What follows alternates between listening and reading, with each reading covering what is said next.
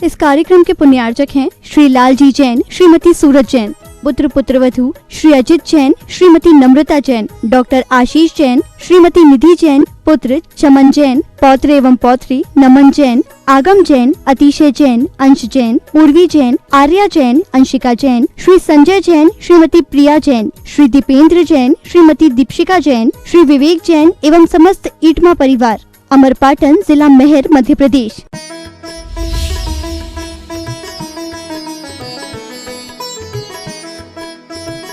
तो अपने थोड़ा थोड़ा करके देते हैं और जिस बच्चे को जो लेना ले लिया, अन्यथा मना कर देते हैं। और ऐसा ला करके फिर उस दिन वही भोजन करेंगे, उस दिन घर पर भोजन नहीं करेंगे।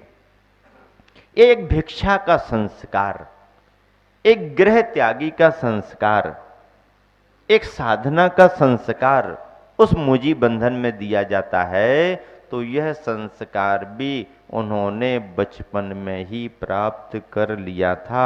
और देशभूषण महाराज जी का वरद हस्त पहला उनके सिर पर रखा गया। आगे चल करके तभी तो फिर वो लाइन बनी। ऐसे मोजी बंधन के संस्कारों में बंधना एक तरह से दक्षिण भारत की मुख्य परिपाटी है, बहुत अच्छी है। उत्तर भारत में भले इस रूप में ना हो, पर कम से कम बचपन से ही 45वें दिन मंदिर ले जाने की बात, गंधोदक दे करके उसे शुद्ध करने की बात, माता पिता को भी कुछ नियम लेने की प्रेरणा बात, और फिर नमोकार मंदिर में पंडित जी पुजारी हैं उनसे, या कोई त्यागी व्रती है उनसे, अथवा कोई मुनि संघ आर्य का संघ पिछीधारी तो उनसे नमोकार का संस्कार लिया जाता है।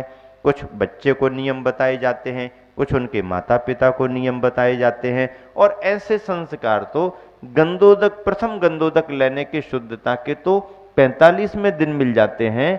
अभक्ष्य अशुद्ध वस्तुओं में अष्टमूल गुणों की बात करके 5 उदंबर 3 मकार त्याग करा दिए जाते। बच्चा जानता नहीं है, लेकिन जब समझने की उम्र में आता है तो माता पिता उसे उसके नियम बताते हैं। और ये उम्र लगभग उस समय के हिसाब से 7-8 वर्ष की मानी जाती है। माता पिता बच्चों के नाम रखाने में उत्सुक तो जल्दी हो जाते हैं, लेकिन उनसे जब ये पूछा जाता है कि नाम तो रखाना चाहते पर नियम आप क्या लोगे, तो माता पिता के ही कुछ नियमों का पता नहीं चलता। जब माता पिता के ही कोई नियम नहीं है तो पहले आप नियम लो, फिर बच्चे की बात करो। और इतना करने पर ही सही संस्कार माना जाता, अन्यथा के लिए महाराज से नाम लेने का भी कोई प्रभाव थोड़ी पड़ता है। महाराज से नाम ले लिया, महाराज से नाम ले लिया, नाम ले लिया खुशी की बात है, पर नाम का असर प्रभाव तो तब होगा जब उसके साथ तुम नियम संयम से किसी भी रूप में बंधो, तभी तो उसका प्रभाव होगा। ये मौजी बंधन की बात हुई। एक संदर्भ और बहुत प्रेरक है। अपनी उम्र में विभिन्न खेलों को पसंद किया करते थे, और उन खेलों में शरीर को स्वस्थ रखने के जो खेल होते हैं वो तो उन्होंने सब किए ही। मन को भी चुस्त और दुरुस्त रखने के जो खेल रहे, उन बड़े बड़े खेलों में भी उन्होंने बहुत योग्यता हासिल की। सदलगा में जब चातुर्मास हुआ तो उनके उम्र के उनके मित्रगणों से परिचय हुआ, और उनके मित्रगणों में शिव कुमार जी जैनेतर समाज के बंधु थे, शैव मत के अनुयायी थे, पर बहुत श्रद्धा रखते हैं जैन धर्म के प्रति। और आचार्य श्री की दीक्षा होने के कारण तो और ही ज़्यादा वो मुनियों पर श्रद्धा रखने लगे हैं। लगभग हर साल वो आचार्य श्री के दर्शन करने आज भी आया करते हैं। आचार्य श्री भले उस तरफ नहीं गए, लेकिन आचार्य श्री का पुण्य इतना है कि उस प्रांत के हर गांव नगर से लोग आचार्य श्री के पास आते ही रहते हैं। शिव कुमार जी से बात हुई, पूछा आपके साथ क्या कैसा जमता था। उन्होंने सभी बातें बताई, और उन्होंने कहा कि उनको शतरंज का खेल बहुत पसंद था, और हम लोग भी सब बैठ करके खेलते थे। तो पता नहीं उनका दिमाग कैसा तेज था, कैसा दौड़ता था, कि वो इस तरह से गोटियां इस तरह से अपना वो काम करते थे कि वो ऐसा टाइट कर देते थे कि बाकी सब हिलने डुलने की भी स्थिति में नहीं रहते, और वो अपना पूरा का पूरा खेल निकाल लेते थे शतरंज में। उनको बादशाहत प्राप्त थी, ऐसा उनके शब्द थे। वो बहुत विनम्रता से हम दोनों महाराज जियों को अपने घर पर भी ले गए, सारी बातें उन्होंने बताई, कहाँ बैठ कर के हम लोग खेलते थे, विद्याधर जी अपना कहाँ समय बिताते थे। वो गांव के प्रतिष्ठित व्यक्ति, बहुत धनाढ़ संपन्न परिवार माने जाते थे, और उन्होंने सब बातें बताई। घर पर ले जाकर के चरण प्रक्षालन भी किया। तब मुझे लगा कि जैन तो जैन, सद लगा के जैनेतर बंधु भी आज भी आचार्य श्री की फोटो अपने घरों में लगाए हुए हैं, घरों में लगाए। उन्हें पढ़ाने वाले शिक्षकों से बात करो तो वो अपने अनुभव बताते हैं, उनके साथ में रहने वाले मित्रों से बात करो तो वो भी अनुभव सुनाते हैं, ग्रामवासी भी जो उनकी उम्र के हैं वो अपने अनुभव बताते हैं। बहुत अधिक समय विद्याधर जी की निकटता में रहने वाला मारुति मित्र कैसे बन गया? मारुति ऐसे मित्र बन गया कि मारुति एक कमजोर अवस्था का वहाँ का विद्यार्थी था, पढ़ाई साथ साथ होती थी। विद्याधर के साथ रहने से विद्याधर जी भी ध्यान रखते थे और मल्लप्पा जी भी ध्यान रखने लगे थे। फिर धीरे धीरे मल्लप्पा जी की खेती में मारुति हाथ बटाने लगा, सहयोगी बनने लगा। उसे भी घर के सदस्य जैसा ही, ऐसा नहीं कि तुम काम करते हो और तुम्हारे को पैसे दे दिए जाते हैं, ऐसा नहीं, लेकिन एक घर के सदस्य जैसा ही सम्मान दिया जाता था। और विद्याधर की उम्र के साथ होने के कारण वह मित्रता जैसा व्यवहार चलता था। और अक्सर करके जितने संस्मरण पत्र व्यवहार वगैरह में जो भी ब्रह्मचारी अवस्था में पहुंच करके, चाहे देशभूषण महाराज जी के पास की बात हो, चाहे ज्ञान सागर जी महाराज के पास की बात हो, धर्म की प्रेरणा के रूप में जो भी कल्याण करने की भावना को लेकर के उन्होंने मारुति से पत्र व्यवहार किया, वो पत्र आज भी सुरक्षित रखे गए हैं। और उन पत्रों को पढ़ने से ऐसी प्रेरणा मिलती है कि अभी मुनि दीक्षा नहीं ली है, ब्रह्मचारी अवस्था में विद्याधर जी हैं, फिर भी अपने मित्र को, अपने साथियों को कितने तरीके से अच्छे अच्छे संबोधनों से प्रेरित कर रहे हैं। पत्रों में भाषा और भावना से सब स्पष्ट होता है। संग्रह है उनका, प्रकाशन भी हुआ है, और ऐसे अनेक संदर्भ हैं जो वहां पर उनके बचपन के किस्सों से जुड़े हुए हैं, बचपन के कार्यों से जुड़े हुए हैं। खेलों में बहुत सारे खेल, बावड़ियों में स्नान, खेतों में जाना, बगीचों में जाना, स्वाभाविक जैसा होता है, कोई इन सब में नयापन भी नहीं है। उस उम्र में ये सभी भाव होते ही हैं, पर उनमें भी कोई ना कोई तथ्य, कोई ना कोई प्रेरणा, कोई ना कोई भावना समाई हुई थी। खेलों की चर्चा में गिल्ली डंडा का खेल भी गांव के बच्चों को पसंद था, मित्र मंडली खेला करती थी। पर गांव की गलियों में इसे इसलिए खेला नहीं जाता था क्योंकि किसी को लगी तो अभी झगड़ा खड़ा होगा, तो बड़े जन भी हाँ हाँ चलो चलो यहाँ से अलग। तो गांव के निकट ही बगीचा उद्यान जैसा है, गुफा मंदिर के नाम से जाना जाता है। सभी बच्चों की मित्र मंडली उस तरफ मैदान में गुफा मंदिर के आसपास गिल्ली डंडा खेला करती। एक बार ऐसा हुआ कि जैसे ही गिल्ली के लिए डंडा लगाया गया, गिल्ली उछल करके और गुफा मंदिर के दरवाजे के पास गिरी। उठा करके फेंकने की जिम्मेदारी या क्रम नंबर विद्याधर का था। विद्याधर को गुफा मंदिर के द्वार तक जाके गिल्ली को उठाना था। दौड़ करके गए, जैसे गिल्ली उठाने को हुए, संयोग की बात है गुफा मंदिर में पहले से ही वहां पर महाबल महाराज जी रहा करते थे, उनका आना जाना होता था। महाबल महाराज को उस समय किसी कार्यवश गुफा के बाहर निकलने का हुआ और जैसे ही विद्याधर गिल्ली को उठाएं कि महाबल महाराज उसी समय गुफा से बाहर निकले। महाराज का ध्यान चला गया। ये तो आवाज पहले ही से आ रही थी कि बच्चे खेल रहे हैं, लेकिन निकलने का समय निश्चित नहीं था। महाराज जी निकले। विद्याधर ने जैसे ही देखा महाराज जी सामने हैं, गिल्ली को छोड़ा, नमोस्तु करने को आगे बढ़े, नमोस्तु कर लिया। क्यों, क्या कर रहे हो? यहीं से तो प्रश्न शुरू होता है ना। नमोस्तु महाराज, नमोस्तु, क्या कर रहे हो? अब क्या बताएं कि खेल खेलने आए। समझ गए महाराज, कुछ बोले नहीं, समझ गए। खेल खेलते रहोगे कि कुछ पढ़ोगे लिखोगे भी? जी पढ़ूंगा पढ़ूंगा, पढ़ता भी हूं। किसके बेटे हो?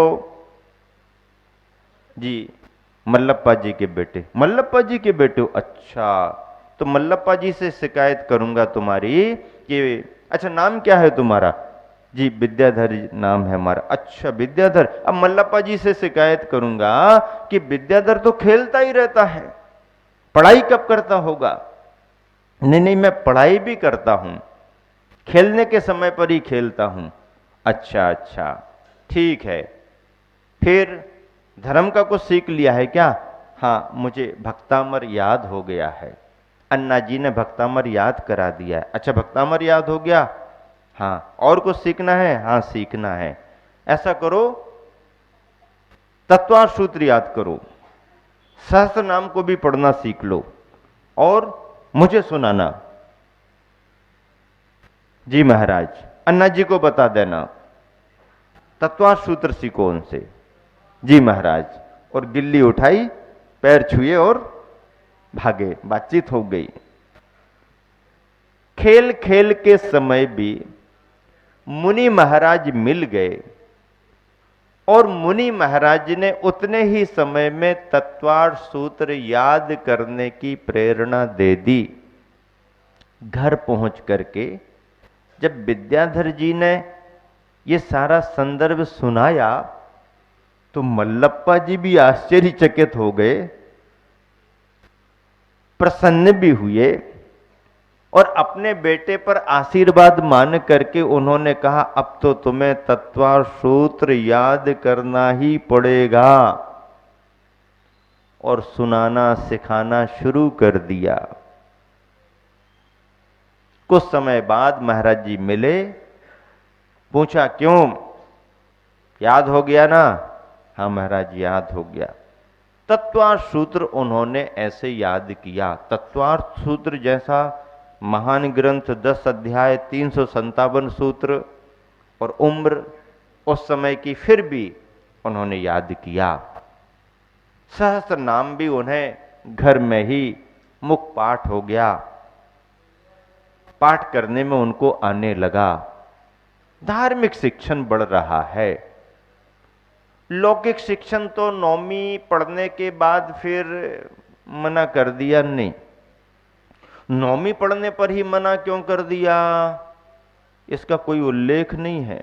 अब नहीं पढ़ना, आगे नहीं पढ़ना, पर नहीं पढ़ना तो ठीक है, धार्मिक पढ़ाई करेंगे भी ठीक है, पर 9वीं कक्षा तक ही क्यों? 8वीं से मना कर देते या 10वीं 11वीं पढ़ने के बाद मना कर देते, 9वीं पर ही क्यों रुके?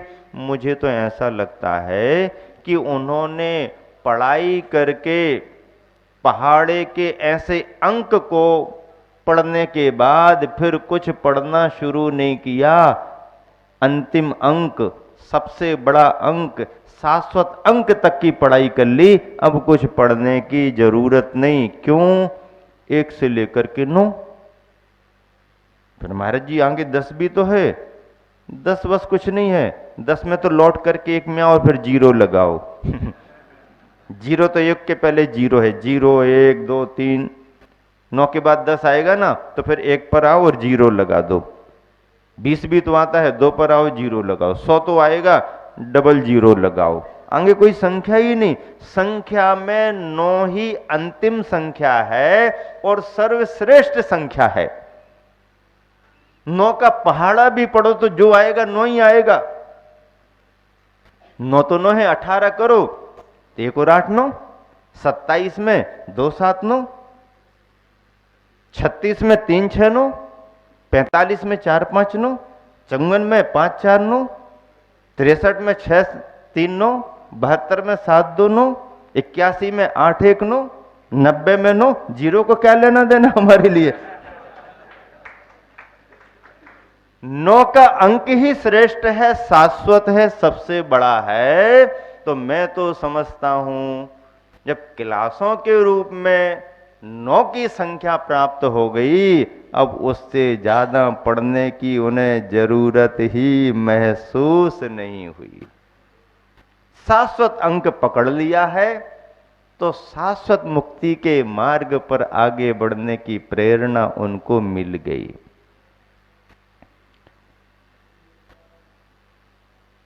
अनेक संदर्भ ऐसे हैं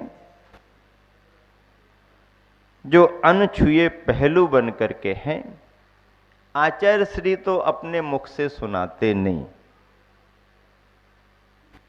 पूछने पर तो और भी नहीं बताएंगे, लेकिन जब कभी स्वाध्याय कराते कराते, प्रवचन करते करते उनकी अंतः प्रेरणा किसी प्रसंग से बहुत बड़ी प्रेरणा संदेश के रूप में देने के आ जाती है, तो वो सहज बैकग्राउंड को स्पष्ट रखते हुए, और एक बार ऐसा हुआ तब मुझे ऐसा लगा, एक बार ऐसा हुआ तब मुझे ऐसा लगा, एक बार ऐसा हुआ तब मुझे ऐसा लगा, मैंने ऐसा किया तो परिवार में ऐसा हुआ, मुझे ऐसा करना पड़ा।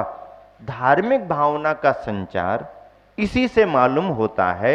जब घर में रह करके पूजा पाठ, स्वाध्याय, 2 मंदिर विशेष रूप से आचार्य श्री की दिनचर्या से जुड़े रहे।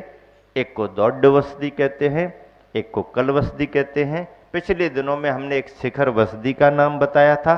तीनों मंदिरों में हम लोग रहे, तीनों जगह प्रवचन स्वाध्याय कराए। दौड़ बस्ती मुख्य बड़ा पंचायती मंदिर माना जाता है, कल बस्ती पत्थरों से बना हुआ मंदिर माना जाता है। अक्सर करके स्वाध्याय के रूप में बचपन में ही समय मिलने पर ग्रामवासी जैनी श्रावकों का जो रात में स्वाध्याय गांव में चलता, उसमें ये कम उम्र के पहले जाकर के बैठ जाते और जो भी चर्चाएं चलती अपने हिसाब से पकड़ करके वापस आते। मतलब बचपन से ही बड़ों के बीच में बैठ करके स्वाध्याय को सुनना समझना इनका भाव बन गया था। फिर स्वाध्याय करके तुरंत ही घर वापस आ जाते। सो भी ऐसा नहीं, बताने वालों ने बताया है, बात सही भी है कि सभी लोग चले जाते तो फिर एक तरफ एकांत में बैठ करके सामायिक वगैरह भी करते रहते थे। मित्र मारुति आज भी है, आज भी बताता है कि हम और विद्याधर भैया दोनों मिलकर के कई बार कल बस्ती मंदिर के शिखर के पीछे बैठ करके और रात 12-12, 1-1 बजे तक भी धर्म की चर्चा करते रहते थे। ऐसा क्यों, ऐसा किस लिए, ये इसका अर्थ क्या हो सकता है। और कन्नड़ के जो ग्रंथ थे उनके श्लोकों का अर्थ वगैरह लगाने के रूप में, और ऐसा 12-12, 1-1 बजे तक। और जब 1-1 बजे या 12 बजे तक विद्याधर नहीं आ पाए घर में तो अन्ना जी नाराज भी हुआ करते थे। क्या करता है, समय का ध्यान नहीं रखता है। पर इतना विश्वास रहता था कि और कहीं नहीं मिलेगा, मिलेगा तो दौड़ बस्ती या कल बस्ती के यहाँ ही मिलेगा, इसके अलावा कहीं कोई चिंता की बात नहीं। तो कभी कभी देखने को आ जाए, चलना समय इतना हो गया, या कभी कभी यही देख करके अरे पता नहीं कितना समय हो गया होगा, चलो जल्दी। लेकिन घंटे घंटे, 1.5 घंटे बैठ करके कल बस्ती में चतुर्मास में हम लोगों ने काफी समय बिताया। वैराग्य कैसे आया और फिर क्या कैसे हुआ, इसकी चर्चा कल आपको सुनने को मिलेगी। इसी शुभ भावना से विराम देता हूं। महावीर भगवान की।